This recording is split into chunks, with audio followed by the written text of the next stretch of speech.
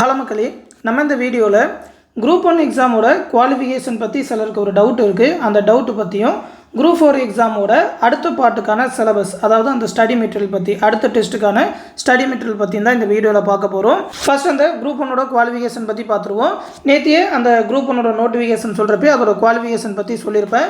ஏதாவது ஒரு degree, any one டிகிரின்னு தான் சொல்லியிருக்காங்க. சில டிகிரிக்கு ப்ரிஃபரன்ஸ் உண்டு தான் சொல்லியிருக்காங்களே தவிர மற்றபடி எந்த டிகிரி முடிச்சிருந்தாலும் எல்லா போஸ்ட்டுக்குமே நீங்கள் எலிஜிபிள்னு சொல்லியிருப்பேன். அதில் ஒரு சிலருக்கு டவுட் இருக்குது. என்னென்னு பார்த்தீங்கன்னாக்கா, ஃபைனல் இயர் எக்ஸாம் எழுதியிருக்காங்க 6th செமஸ்டர்.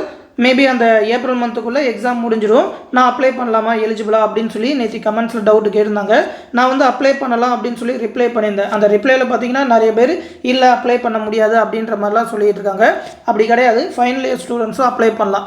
இப்போ ஏப்ரல் மந்த் நடந்துகிட்டு இருக்கிறதுனால ஒரு 3 இயர்ஸ் டிகிரி, ஆர்ட்ஸ் டிகிரி முடிக்கிறீங்கனாக்கா உங்களுக்கு 6வது செமஸ்டர் ஃபைனல் செமஸ்டர் நடந்துகிட்டு இருக்கும். ஒரு 4 இயர்ஸ் டிகிரி முடிக்கிறீங்க, ஃபைனல் இயர் படிக்கிறீங்க, அதாவது இன்ஜினியரிங் படிக்கிறீங்கன்னா உங்களுக்கு 8th செமஸ்டர் நடந்துகிட்டு இருக்கும்.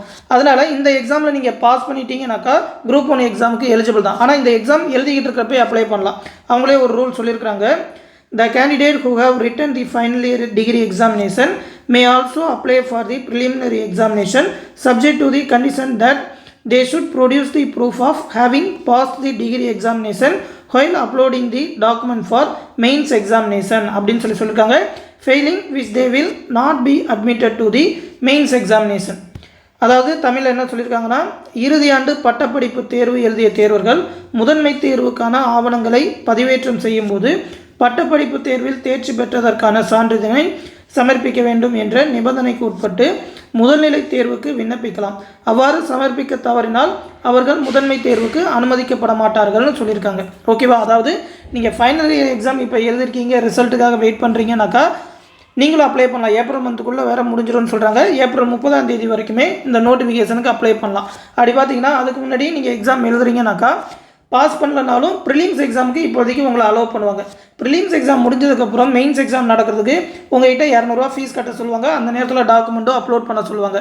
அப்போ தான் நீங்கள் பாஸ் பண்ணதுக்கான சர்டிஃபிகேட் அப்லோட் பண்ணாக்கா மெயின்ஸ் எக்ஸாமுக்குமே அலோவ் பண்ணுவாங்க. இப்போதைக்கு ப்ரிலிம்ஸ் எக்ஸாமுக்கு அலோவ் பண்ணுவாங்க. டிஎன்பிஎஸ்சியில் இந்த குரூப் 1ல் மட்டும் இந்த ரூல்ஸ் உண்டு. ஃபைனல் இயர் ஸ்டூடெண்ட்ஸும் அப்ளை பண்ணலாம். அதே மாதிரியே பார்த்தீங்கன்னா யூபிஎஸ்சி சிவில் சர்வீஸ் எக்ஸாமுக்குமே நீங்கள் அப்ளை பண்ணலாம். ஆனால் அதெல்லாம் பார்த்தீங்கன்னா அட்டெம்ப்ட் கணக்கு உண்டு. ஒரு 6 தடவை தான் அட்டெம்ப்ட் பண்ணலாம். அப்படின்னா ரிசர்வேஷன் படி கொஞ்சம் உங்களுக்கு எக்ஸ்ட்ரா சான்ஸ் இருக்கும். அதனால் அதில் கொஞ்சம் கேர்ஃபுல்லாக தான் இருக்கணும். டிஎன்பிஎஸ்சியை பொறுத்த வரைக்கும் அந்த அட்டெம்ப்ட் லிமிட்லாம் கிடையாது. எத்தனை தடவைனாலும் நீங்கள் அப்ளை பண்ணலாம். அதனால் ஃபைனல் இயர் ஸ்டூடெண்ட்ஸும் இந்த எக்ஸாமுக்கு அப்ளை பண்ணலாம். இப்போ இந்த குரூப் 4ஓட அடுத்த டெஸ்ட் ஸ்டடி மெட்டீரியல் பற்றி பார்த்துருவோம். டெஸ்ட் நம்பர் 4 5/4/2025 அன்றைக்கி கண்டக்ட் பண்ண போகிறோம். அதற்கான சிலபஸ் பார்த்தீங்கன்னாக்கா அந்த சொல் தமிழை பொறுத்த வரைக்கும் சொல், வேர் சொல்லிலிருந்து வினைமுற்று, வினையச்சம், வினையாளனின் பெயர், பெயரச்ச வகை அறிதல். மேக்ஸை பொறுத்த வரைக்கும் பர்சன்டேஜ் சதவீதம் டாபிக். கரண்ட் அஃபரை பொறுத்த வரைக்கும் செப்டம்பர் மந்த்துக்கான கரண்ட் அஃபர். அதுக்கப்புறம் ஜிஎஸை பொறுத்த வரைக்கும் வரலாறில் அந்த பண்டைய கால வரலாறு சொல்லியிருக்கோம். பண்டைய கால வரலாறு, அதுக்கப்புறம் இடைக்கால வரலாறு, கடைசியாக நவீன கால வரலாறு அப்படின்னு சொல்லி 3 பார்ட்டாகவே பிரித்து கொடுத்துருக்கோம். அதில் இந்த டெஸ்ட்டுக்கு பண்டைய கால வரலாறு. இதற்கான ஸ்டடி மெட்டீரியல் நம்ம பேட்ச் ஸ்டூடெண்ட்ஸ்க்கு நேத்தியே ப்ரொவைட் பண்ணியிருப்போம். நிறைய பேர் பார்த்தீங்கன்னா புதுசாக இந்த பேட்சில் ஜாயின் பண்ணணும்னு சொல்லி மெசேஜ் பண்ணுறீங்க. டே டு டே நிறைய பேர் ஜாயின் பண்ணிட்டு தான் இருக்காங்க. ஒரு சிலர் புதுசாக பேட்ச் ஸ்டார்ட் பண்ண முடியுமா அப்படின்ற மாதிரிலாம் கேட்டுட்டு இருக்காங்க. இன்னும் குரூப் 4ஓட எக்ஸாக்ட் டேட் தெரியாதனால புது பேட்ச்லாம் ஸ்டார்ட் பண்ண முடியாது. ஜாயின் பண்ணணும்னு நினைக்கிறவங்க இந்த பேட்ச்லேயே ஜாயின் பண்ணிக்கங்க. ஒரு 4வது டெஸ்ட் வரைக்கும் தான் கண்டக்ட் பண்ணியிருக்கோம். நீங்கள் இப்போ ஜாயின் பண்ணிங்கனாலும் குரூப்பை ஃபஸ்ட்லேருந்தே ஃபாலோ பண்ணிக்கலாம், முதல் டெஸ்ட்லேருந்து. அப்படி ஜாயின் பண்ணணும்னு நினச்சிங்கன்னா இந்த நம்பர் 8903302290 அப்படின்ற நம்மளோட அட்மின் வாட்ஸ்அப் நம்பருக்கு மெசேஜ் பண்ணுங்கள். அவங்க அந்த பேட்சில் ஜாயின் பண்ணி விடுவாங்க. ஃபீஸ் இப்போ வரைக்கும் 999 ரூபா தான் சொல்லியிருக்கோம். இந்த பேட்ச்லேயே பார்த்தீங்கன்னாக்கா அந்த குரூப் 4 எக்ஸாமுக்கு தேவையான study material, previous year question bank, அதாவது டாபிக்ஸ் வைஸாக செப்பரேட்டாக பிரிச்சே கொடுத்துருவோம். அதற்கான ஸ்டடி மெட்டீரியல் அது இல்லாமல் ஒரு 25க்கும் மேற்பட்ட தேர்வுகள் கண்டக்ட் பண்ணுவோம். அந்த தேர்வில் கேட்குற மேக்ஸ் ரீசனிங் எக்ஸ்ப்ளனேஷன் வீடியோஸ், அது இல்லாமல் மேக்ஸ் ரீசனிங்க்குன்னு சொல்லி complete video classes, A to Z video classes conduct பண்ணுவோம். அது இல்லாமல் சில ஸ்பெஷல் புக்ஸ், அதாவது அந்த பாலிட்டி, ஹிஸ்ட்ரி, ஐஎன்எம், தமிழ்நாடு வளர்ச்சி நிர்வாகம், இந்த மாதிரி சப்ஜெக்ட்டுக்கெலாம் அவுட் ஆஃப் சிலபஸ், அதாவது புக்கில் வெளியிலேருந்து படிக்க வேண்டியது இருக்குன்றனால அதற்கான ஸ்பெஷல் புக்ஸ், அது இல்லாமல் லாஸ்ட் 1 இயர்க்கான கரண்ட் அஃபேர் பிடிஎஃப், இது எல்லாமே அதில் ப்ரொவைட் பண்ணிடுவோம். குரூப் 4 எக்ஸாம் தேவையான ஃபுல் கைடன்ஸ் கிடைக்கும். இப்போ இருக்கிறவங்க இந்த பேட்சில் ஜாயின் பண்ணிக்கோங்க. ஃபீஸ் பே பண்ணணும்னு நினைக்கிறவங்களும் இதே நம்பர் 8903302290 நம்பருக்கு கூகுள் பே மூலமாக பே பண்ணிவிட்டு அது ஒரு ஸ்க்ரீன்ஷாட் சென்ட் பண்ணால் போதும். அந்த பேட்சில் ஜாயின் பண்ணி விட்ருவாங்க. எந்த டவுட்னாலும் இந்த வாட்ஸ்அப் நம்பர்லேயே கேட்டு தெரிஞ்சுக்கோங்க. இப்போ அந்த டெஸ்ட் 4ஓட அந்த ஸ்டடி மெட்டீரியல் பற்றி பார்த்துருவோம்.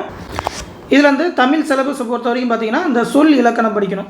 மேக்ஸிமம் கொஸ்டின் எப்படி கேட்பாங்கன்னு பார்த்தீங்கன்னாக்கா இதை இப்போ ஸ்க்ரீனில் காட்டுற மாதிரி தான் அந்த வேர் சொல்லை தேர்வு செய்தல் அப்படின்னு சொல்லி ஏதாவது ஒரு வார்த்தை கொடுத்துட்டு அதோட வேர் சொல் என்ன அப்படின்னு சொல்லி தான் கண்டுபிடிக்க சொல்லுவாங்க. இப்போ நீங்கள் பார்க்குறது எல்லாமே டிஎன்பிஎஸ்சில் ப்ரீவியஸாக கேட்ட கொஸ்டின். 120+ கொஸ்டின் 124 கேள்விகள் கேட்டிருக்காங்க. இதில் பார்த்தீங்கன்னாக்கா அந்த கடைசி பாட்டு எல்லாமே அந்த இலக்கணம்லேருந்து வரும், அந்த சொல்லோட வகைகள்லேருந்து வரும். மற்றபடி மேக்ஸிமம் பார்த்தீங்கன்னா அந்த வேர் சொல் அறிதல், அப்படி இல்லைன்னா வேர் சொல்லை கொடுத்துட்டு அந்த வேர் சொல்லேருந்து வினையாளனி பெயர் அறிதல், அப்படி இல்லைனாக்கா அதோட தொழிற்பெயர் அறிதல், வினையெச்சம் அறிதல், பெயர் சொல் அறிதல் அப்படின்னு சொல்லி அந்த மாதிரி தான் கேட்பாங்க. மேக்ஸிமம் கொஸ்டின் இந்த மாதிரி தான் கேட்பாங்க.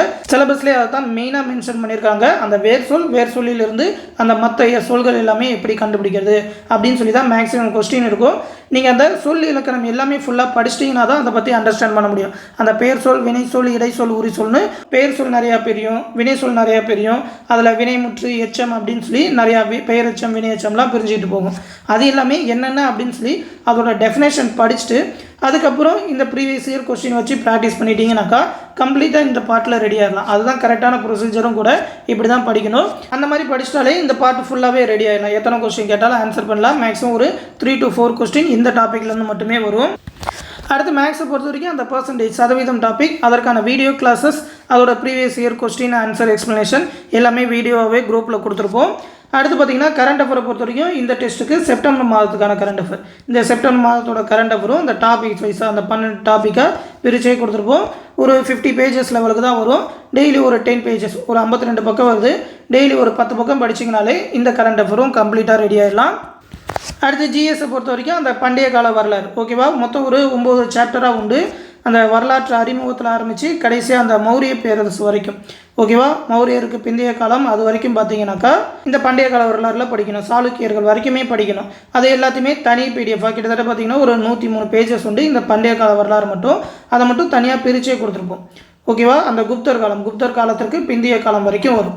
சரியா, இதை படிச்சுட்டு இதோட ப்ரீவியஸ் இயர் கொஸ்டின்ஸ் இந்த பண்டைய கால இந்திய வரலாறில் மட்டுமே இது வரைக்கும் டிஎன்பிஎஸ்சில் ஒரு 306 கேள்விகள் கேட்டிருக்காங்க, ஓகேவா. மொத்தமாக பார்த்தீங்கன்னாக்கா ஒரு 306 கேள்வி கேட்டிருக்காங்க. அதை எல்லாத்தையுமே தனியாக டாபிக் சைஸாக பிரிச்சே கொடுத்துருக்கோம்.